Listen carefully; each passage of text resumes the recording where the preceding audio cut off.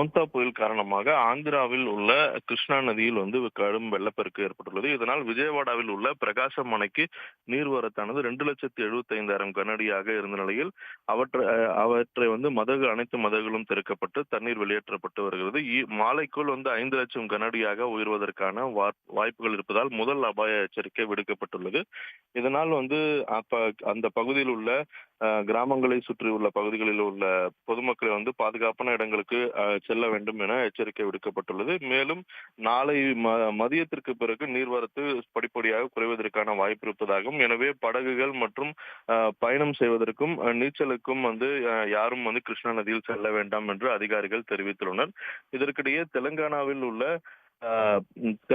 உள்ள வாரங்கல் பகுதியில் நாகர் கர்னூல் மாவட்டத்தின் உப்பந்தலா மண்டலத்தில் உள்ள லத்திப்பூர் கிராமத்திற்கு அருகே ஹைதராபாத் ஸ்ரீசைலம் தேசிய நெடுஞ்சாலையில் கடும் வெள்ளப்பெருக்கின் காரணமாக தேசிய நெடுஞ்சாலையை முற்றிலும் மண்ணரிப்பு ஏற்பட்டு போக்குவரத்து பாதிக்கப்பட்டுள்ளது.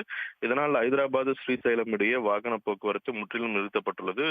அரங்கல் மற்றும் அனுமகொண்டா பகுதியில் வெள்ளக்காடாக காட்சியளிக்கக்கூடிய நிலையில் அங்கு உள்ள பொதுமக்கள் ஒரு இடத்திலிருந்து வேறு இடத்திற்கு செல்வதற்கு படகுகளையும் டிராக்டர்களையும் தற்பொழுது பயன்படுத்தி இயல்பு வாழ்க்கையை முற்றிலும் இழந்து அந்த பகுதி முழுவதும் வெள்ளக்காடாக காட்சியளிக்கிறது.